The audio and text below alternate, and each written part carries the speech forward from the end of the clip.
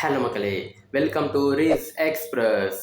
இன்னைக்கு நம்ம பிரதமர் மோடி வந்து அமெரிக்கன் பிரசிடென்ட் டொனால்ட் ட்ரம்ப்பை போய் சந்திச்சிருக்காரு. அவங்க வந்து நிறைய விஷயங்கள் வந்து பேசிக்கிட்டாங்க. ஸோ அதில் வந்து இந்தியாவுக்கு என்ன மாற்றங்கள்லாம் ஏற்படும் வணிகத்தில், இராணுவத்தில், அப்புறம் போக்குவரத்தில் அப்படின்னு சொல்லி நிறைய காரசாரமான விஷயங்கள் தான் இன்னைக்கு நம்ம பேச போகிறோம். ஸோ வீடியோவை ரொம்ப இன்ட்ரெஸ்டிங்காக இருக்கும், கடைசி வரைக்கும் பாருங்கள். இப்போ அங்கே வீடியோக்குள்ளே போகலாம். அமெரிக்காவில் இருக்கிற வெள்ளை மாளிகையில் பிரதமர் மோடி அவர்களும் அமெரிக்க அதிபர் ட்ரம்ப் அவர்களும் சந்திச்சிருக்காங்க. ஸோ அப்போ வந்து ட்ரம்ப் என்ன சொன்னாருன்னு பார்த்தீங்கன்னா, உங்களை திரும்பி பார்த்ததுக்கு ரொம்ப மகிழ்ச்சி அப்படின்னு சொல்லி வரவேற்றிருக்காரு. அதுக்கப்புறம் பிரதமர் மோடி அவர்களுக்கு ட்ரம்ப் வந்து ஒரு கிஃப்ட் பண்ணுறாரு. அது என்னன்னா, அவர் ஜேர்னி டுகெதர் அப்படின்னு ஒரு தொகுப்பு. ஸோ அதில் என்ன இருக்குன்னு பார்த்தீங்கன்னா, அவங்களோட ஃபோட்டோஸ், மெமரிஸ், அப்புறம் நிறைய விஷயங்கள் அதில் வந்து ஒரு மெமரியாக அவங்களுக்கு கிஃப்ட் பண்ணியிருக்காரு. இதுதான் முக்கியமான விஷயம். மோடி அவர்களும் ட்ரம்ப் அவர்களும் செய்தியாளர் சந்திப்பில் இருக்காங்க. ஸோ அங்கே வந்து நிறைய கேள்விகள் கேட்குறாங்க, காரசாரமான பதில்களும் வெளியே வருது. அப்போ தான் மோடி அவர்கள் சொல்கிறாரு, மிகா மகா இந்த ரெண்டுமே சேர்ந்து அமெரிக்காவுக்கும் இந்தியாவுக்கும் நடுவில் மெகா பார்ட்னர்ஷிப் இருக்கும் அப்படின்னு சொல்லி எதுகை மோனையோட பேசியிருக்காரு. மிகா அப்படின்னா என்னென்னா, மேக் இந்தியா கிரேட் அகைன். அப்புறம் மகா அப்படின்னா என்னென்னா, மேக் அமெரிக்கா கிரேட் அகைன். இந்த ரெண்டும் சேர்ந்து மெகா பார்ட்னர்ஷிப்பாக இந்தியாவுக்கும் அமெரிக்காவுக்கும் நிலவும் அப்படின்னு சொல்லி பிரதமர் மோடி அவர்கள் சொல்லியிருக்காரு. அதுக்கப்புறம் மோடி அவர்கள் என்ன சொல்லியிருக்காரு அப்படின்னா, இந்தியாவுக்கும் யுஎஸ்ஏக்கும் நடுவில் இருக்கிற ட்ரேடு வந்து வர்த்தகம் வந்து பல மடங்கு உயர்ந்து 500 பில்லியன் கிட்ட 2030 வந்துடும் அப்படின்னு சொல்லியிருக்காரு. அது மட்டும் இல்லாமல் டிஃபென்ஸில், ஏஐ டெக்னாலஜிஸில், சிப்ஸில், குவாண்டம் டெக்னாலஜி, அதுக்கப்புறம் எர்த்தோட மினரல்ஸ் எடுக்கிறதுன்னு சொல்லி இதில் எல்லாத்துலேயும் சேர்ந்துருந்து நிறைய டெக்னாலஜி வைஸும் இம்ப்ரூவ் பண்ணுவோம் அப்படின்னு சொல்லியிருக்காங்க. ஸோ இதில் நல்ல விஷயமும் இருக்குது. ஏஐ சிப்ஸு, அப்புறம் நிறைய டெக்னாலஜிஸ்லாம் சேர்ந்து பண்ணால், ஸோ டெக்னாலஜி வைஸில் அமெரிக்கா வந்து ரொம்ப முன்னாடி இருக்குது. அதனால் இந்தியா வந்து அமெரிக்கா கூட சேர்ந்து இதெல்லாம் பண்ணுறதால இந்தியாவோட டெக்னாலஜிஸ், அப்புறம் நிறைய விஷயங்கள் வந்து மேலும் வளர வாய்ப்பு இருக்குது. ஆனால் எர்த்தோட மினரல்ஸு அதெல்லாம் சேர்ந்து எடுப்போம்னு சொல்கிறாங்கல்ல, ஸோ அது மட்டும் கொஞ்சம் கஷ்டம். அதுக்கப்புறம் டேரிஃப் அப்படின்னு சொல்கிற இறக்குமதி வரி வந்து இந்தியாவுக்கு எந்த வித மாற்றமும் இல்லை அப்படின்னு சொல்லி அமெரிக்கன் பிரசிடென்ட் வந்து சொல்லியிருக்காரு.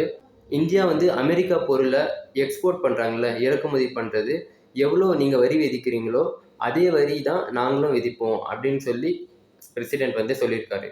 அதுக்கப்புறம் மோடி அவர்கள் சொல்லியிருக்காரு, I2U2ல எங்களோட கூட்டமைப்பு ரொம்பவே அதிகமாக இருக்கும். அது வந்து எங்களோட வளர்ச்சியில், அப்புறம் டெவலப்மெண்ட்டில், இன்னோவேஷனில், அப்புறம் நிறைய டெக்னாலஜிஸில் மேலும் வளர்கிறதுக்கு யூஸ்ஃபுல்லாக இருக்கும் அப்படின்னு சொல்லியிருக்காரு. I2U2னா வந்து ஃபஸ்ட்டு இந்தியா, இஸ்ரேல், அப்புறம் U2 அப்படின்னா UAE, USA. இந்த குழு வந்து சேர்ந்து ஒர்க் பண்ணி நிறைய மாற்றங்களை ஏற்படுத்தும் இந்த டெக்னாலஜிஸில், டெவலப்மெண்ட்டில் அப்படின்னு சொல்லி தெரிவிச்சிருக்காரு. அப்புறம் ட்ரம்ப் அவர்கள் சொல்கிறாரு, இந்தியாவுக்கு வந்து அதிக ஆயில் அண்டு கேஸ் எக்ஸ்போர்ட்ஸ்லாம் பண்ணுவோம். இதனால் இந்தியாவுக்கும் அமெரிக்காவுக்கும் நடுவில் இருக்கிற ட்ரேட் டெஃபிசிட், அதாவது வணிக தொடர்பு வந்து மேலும் வளரும் அப்படின்னு சொல்லி ட்ரம்ப் அவர்கள் சொல்லியிருக்காரு. அதுக்கப்புறம் பிரதமர் மோடி வந்து அமெரிக்காவில் நாங்கள் 2 தூதரகம் உருவாக்குவோம் அப்படின்னு சொல்லியிருக்காரு. ஒன்று வந்து பாஸ்டனில், இன்னொன்று லாஸ் ஏஞ்சல்ஸில் உருவாக்குவோம் அப்படின்னு சொல்லியிருக்காரு. அப்புறம் ட்ரம்ப் அவர்கள் வந்து நாங்கள் அமெரிக்காவில் இருக்கிற F-35 ஃபைட்டர் ஜெட்ஸ் வந்து இந்தியாவுக்கு கொடுக்க போகிறோம்.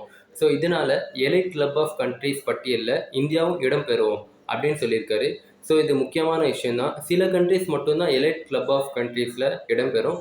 ஸோ இந்தியாவும் இதனால் சேருன்றது ரொம்பவே சந்தோஷமான விஷயந்தான். அதுக்கப்புறம் அமெரிக்காவிலேருந்து நிறைய பேரை சட்டவிரோதமாக இந்தியாவிலேருந்து வந்திருக்காங்க, இங்கே தங்கி வேலை பார்க்குறாங்க அப்படின்னு சொல்லி ட்ரம்ப் வந்து நிறைய பேர் திருப்பி அனுப்பிச்சிருக்காரு. அதுவும் கொடூரமாக கையிலையும் கால்கள்லையும் சங்கிலி போட்டு இராணுவ விமானத்தில் அனுப்பிச்சிருக்காங்க. ஸோ இதை பார்த்து நிறைய பேர் கோவத்தில் கொந்தளிச்சிருக்காங்க. அவங்களும் வந்து மனுஷங்க தானே, ஏன் இப்படி பண்ணுறீங்க அப்படின்னு.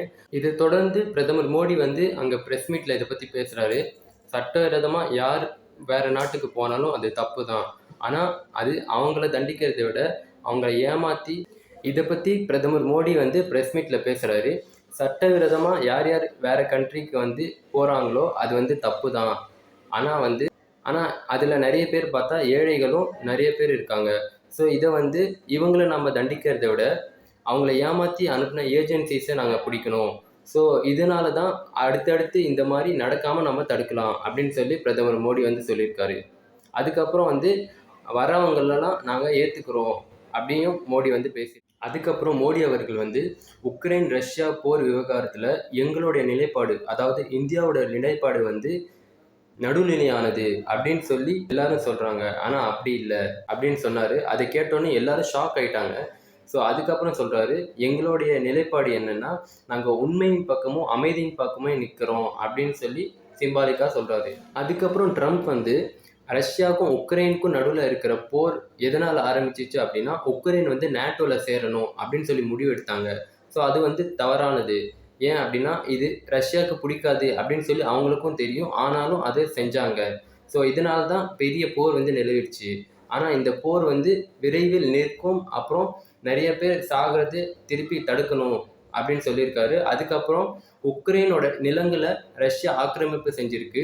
அதை வந்து ரஷ்யா திருப்பி கொடுக்கலாம், கொடுக்காமலும் போகலாம் அப்படின்னு சொல்லி அமெரிக்காவோட பிரசிடென்ட் சொல்லியிருக்காரு. அப்புறம் மோடி அவர்கள் சொல்லியிருக்காரு, எலான் மஸ்க்கும் நானும் பழைய நண்பர்கள் அப்படின்னு சொல்லியிருக்காரு ட்ரம்ப்பு கிட்ட. ட்ரம்ப் வந்து எலான் மஸ்க்கு இந்தியாவில் பிஸ்னஸ் செய்ய ரொம்பவே ஆசையாக இருந்துச்சு.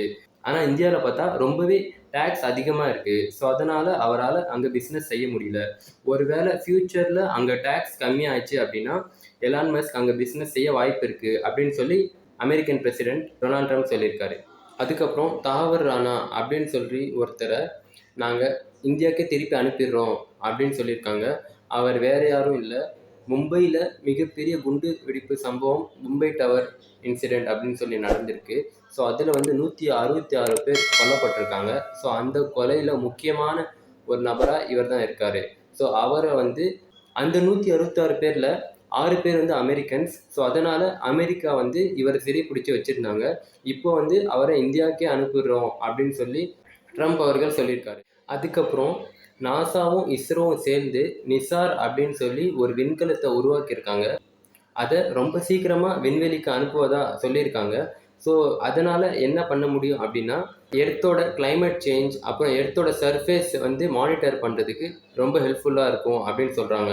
ஸோ இதன் மூலயமா நாங்கள் நிலத்தில் மட்டும் இல்லை, ஸ்பேஸ்லேயும் ரொம்ப ரிலேஷன்ஷிப்பாக இருக்கும் அப்படின்னு சொல்லி அமெரிக்காவும் இந்தியாவும் சொல்லிக்கிறாங்க.